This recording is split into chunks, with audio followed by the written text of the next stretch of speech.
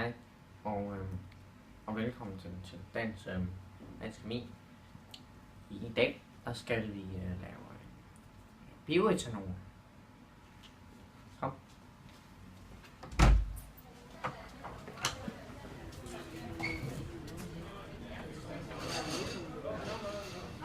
Jeg står her sammen med Nicole og Tobias.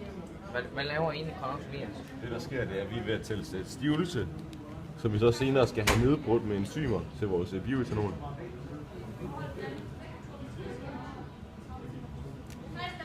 er meget spændende. Ja, det er... Stop. Nej. Det er lidt mere.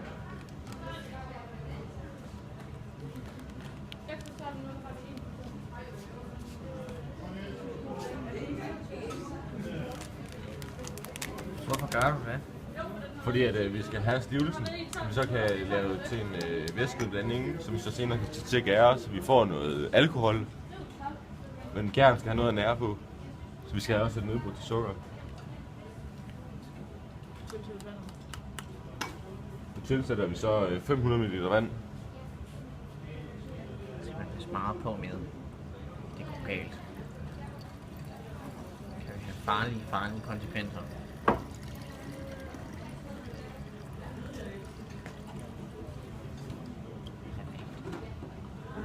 Så skal vi rundt i vores blanding her.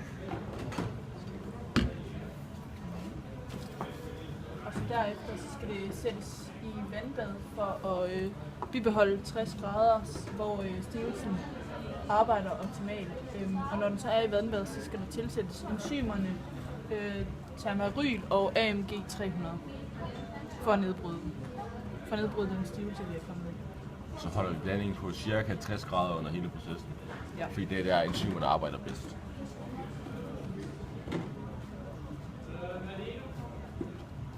What's up? Det må godt. Hej, og velkommen til dagens kemi. I dag der skal vi snakke om noget destillering med en pige, der hedder Rikke. Kom, så skal jeg finde hende her.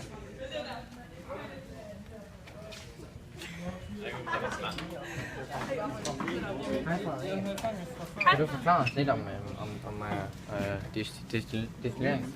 Ja, vi er i gang med at destillere vores gæring, og det gør vi på den måde, at vi begynder at opvarme den til 78,4.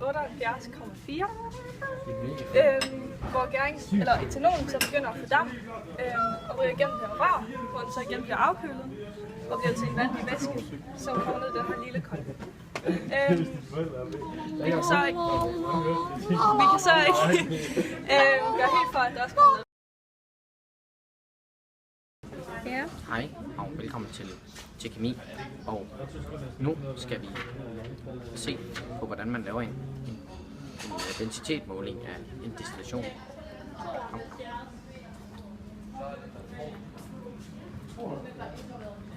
har vi igen Nicole og Tobias, som vil forklare deres forsøg.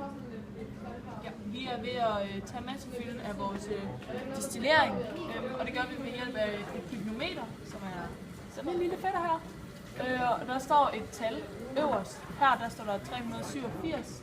Det er vigtigt, at den her lille fætter, som er proppen til den, passer med de her 387, fordi så ved man, at pygnometeret passer sammen. Nu skal den fyldes op.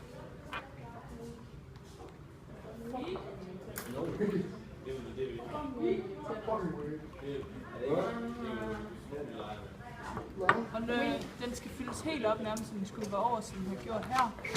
Så sætter man proppen til pygnometeret ned i, så at de to pile passer sammen. Og så fylder det endnu mere over. Så er det på ydersiden. Og så er det meget vigtigt, at man ikke rører med fingrene op i toppen, fordi der er vand hele vejen op igennem røret.